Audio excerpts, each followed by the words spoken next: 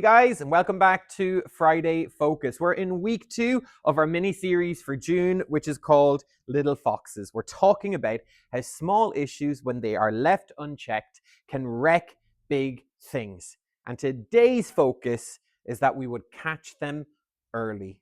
Again, that main thought is coming from Song of Solomon's 2:15. But it doesn't tell us in that verse to watch the foxes or be aware of the foxes. It says to catch them. That's action. That's intentional. It means we do not wait for the damage to happen. We deal with things before they grow. You know, I don't know about you, and in this country, we're so blessed we don't have ants that I'm aware of. But have you ever been on holidays or in a home in a foreign country and had ended up with ants in the kitchen? Well, you don't wait until the whole place is crawling and infested with ants to deal with the situation.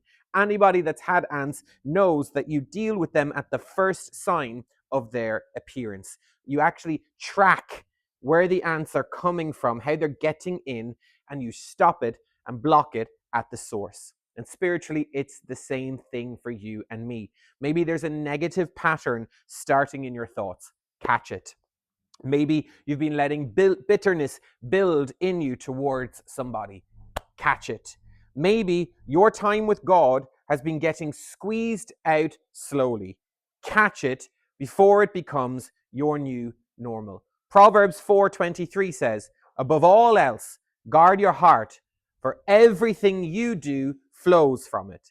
James 1:14-15 says, each person is tempted when they are dragged away by their own evil desire and enticed. And then, after desire has conceived, it gives birth to sin. See, both of these verses are showing how the heart and the mind are vulnerable to small things growing into big issues, and why it's so important that we catch them early. So here's our challenge this Friday. Take 5 minutes today, get still and ask God, what small thing in my life needs to be caught before it causes deeper damage? See, it might not seem like a big deal to you right now, but that's the trap. Foxes are small, but their effect is large. So we pray this week that the Holy Spirit doesn't expose things to shame us, but will expose things in our life to protect us. And let's not be afraid to catch something early, to identify something in our lives that shouldn't be there and deal with it. That's wisdom, and that's how we grow, and that's how we catch the foxes. Listen, guys, have a fantastic Friday, and we'll be back next week.